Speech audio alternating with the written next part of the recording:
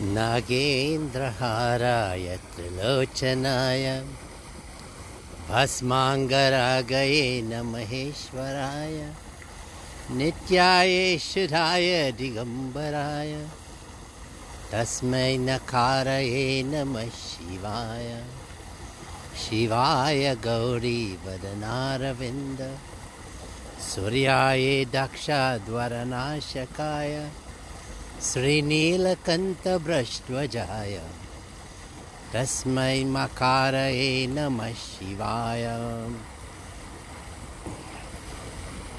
शिवाय गौरी वदनारविंद सूर्याय दक्षाध्वरनाशकाय श्रीनीलकण्ठभ्रष्टध्वजाय तस्मै शिकारये नमः शिवाय वशिष्ठकुम्भोदव गौतमराय मुनीन्द्रदेवर्चितशेखराय चन्द्रार्कवैश्वरनलोचनाय तस्मै यकारये नमः शिवाय यक्षस्वरूपाय जटाधराय पिनाकहस्ताय सनातनाय दिव्याय देवाय दिगंबराय तस्मै यकारये नमः शिवाय पञ्चाक्षरमिदं पुण्यं ये पति चैवास्ननिधौ शिवलोकं वाप्नोति शिवेन सह मोदिते जय शिव शंकर नमामि शंकर शिव शंकर शंभो जय गिरिजापति भवानी शंकर शिव शंकर शंभो जय गिरिजापति भवानी शंकर शिव शंकर शंभो ओम नमः शिवाय ओम नमः शिवाय ओम नमः शिवाय प्रभु नाम शिवाय ओम नमः शिवाय प्रभु नाम शिवाय. Welcome again to Mandir, and look at it, this is Lord Shiva Lingam. We pay adorations for it, and it's kind of cold this morning but not so bad. And there the ducks, they came back, and imagine they're standing on the ice and they're not disturbed by all of that. As we said before, all of God's creation is so perfect that each one is created with that thinking, that divine consciousness, created each one with its own speciality to cope with whatever is there. Imagine these ducks are also on their path to their liberation, and this time they took that birth as geese and ducks, and who knows, next time they will be elevated into a human being. We don't know this. So we have to think that everything is in the path to the moksha and liberation, evolution to perfection. And in them, they have that living, they're alive, and that's because of the consciousness.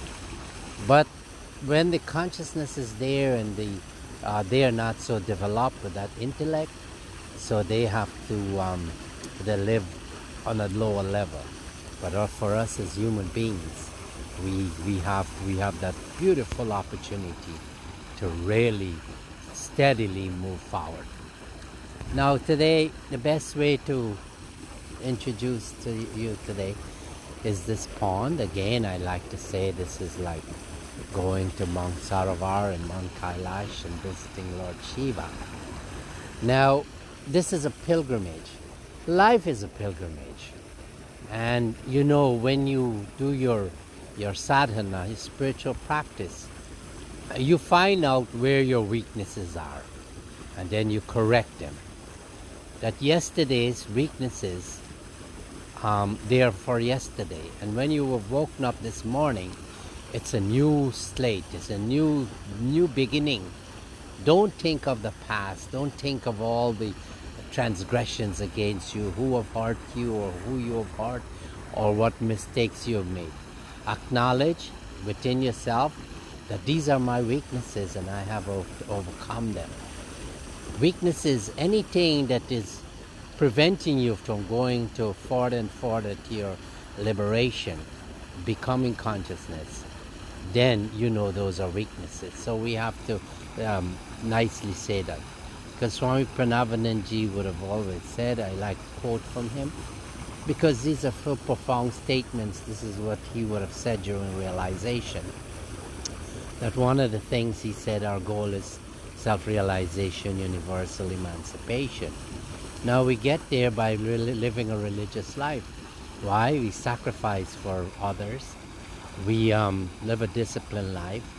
And we always live in truth.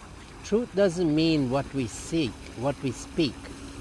Truth is what is inside of us, what we're thinking.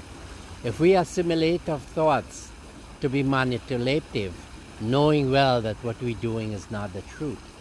Like they said, politicians are like that. They say things that are not necessarily true, or they put it in a way that is manipulative. Well, we shouldn't be doing that. And the moment you manipulate your thoughts so that you can gain supremacy over someone, how you could outsmart them, how you could be get power over them, and how you can put lordship over them, how you could take what others have worked for and you take it to be yourself, and then you know that is selfishness. And he would have said it, Swami Parameshananda, what are real sins? Weakness, fear, cowardice, meanness, and selfishness. These are things that when we have them in our being and we are governed by them, then what happens? Liberation is not there for us.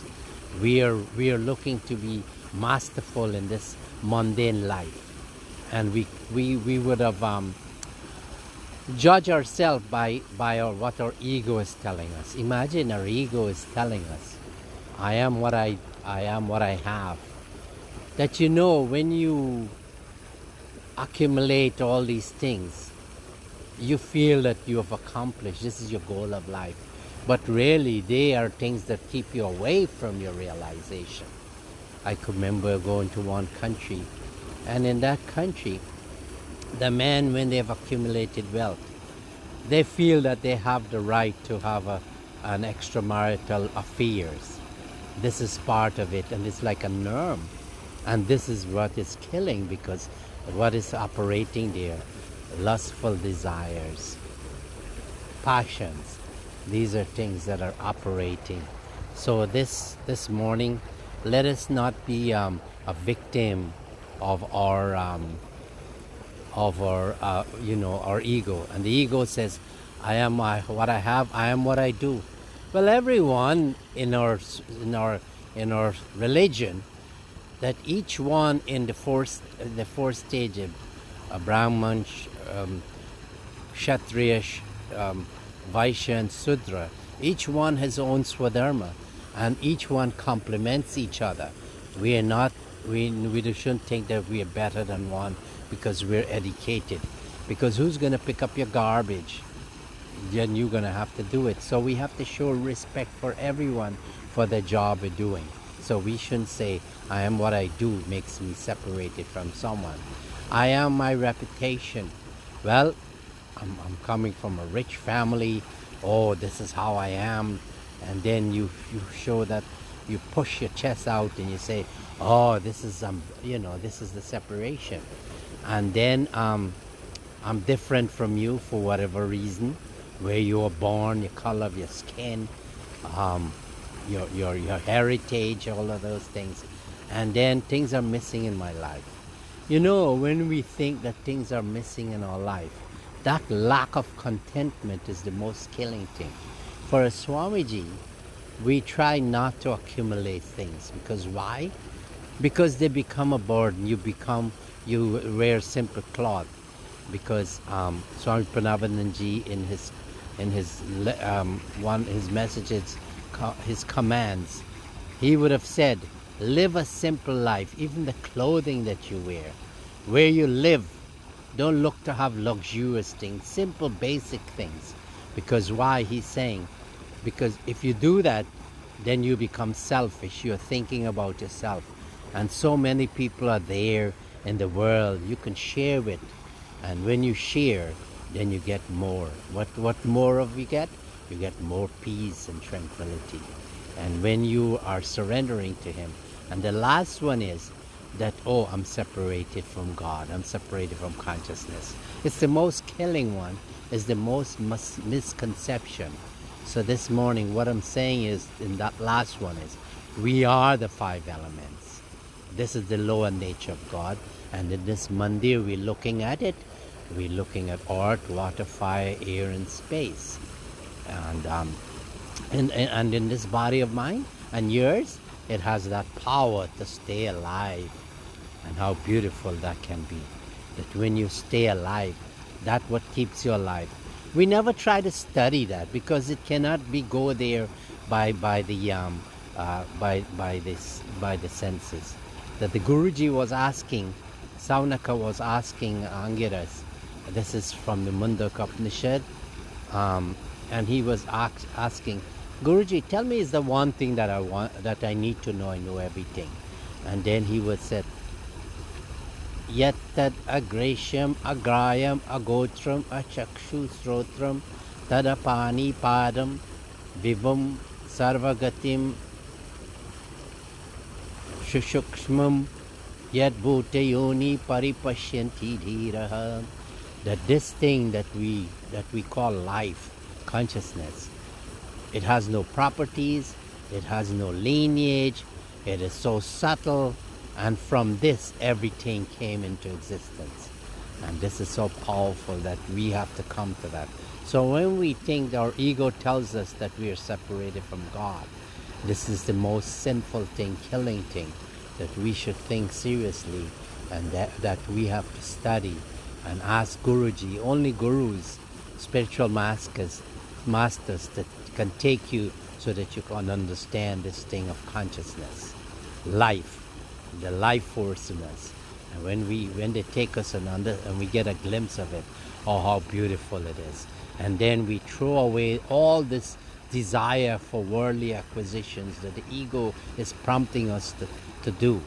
And then what? We start to feel that bliss, Satchidanand. And we start to feel that omnipotent, all-powerful all the time. And little by little grows.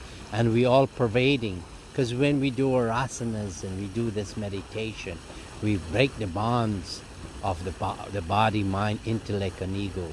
And they expand in all directions. Our consciousness becomes a very known thing to us.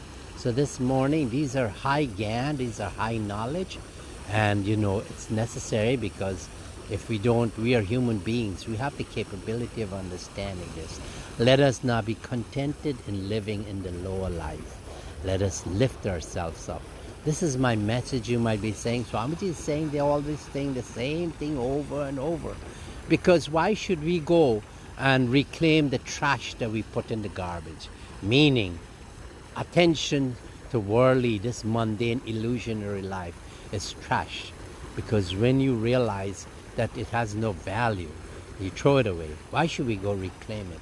So let's stay in the higher level, and let's stay in what is everlasting, what never changes, what is forever. And to that, I give you this message, and I hope you take it. It's a beautiful day. Let's look at the birds, how they live. Simple, they're there, they're in congregation, they look out for each other, and let us be like that too. Let us not look for this luxurious life. Hari Om, Shanti, Shanti, Hari Om. Let us chant the Guru mantra. Om Sri Guru Shivaya Namah. Om Sri Guru Shivaya Namah. Om Sri Guru Shivaya Namah. Om Sri Guru Shivaya Namah. Continue meditation. And remember, a message again this morning. Forget everything that you did up to this point.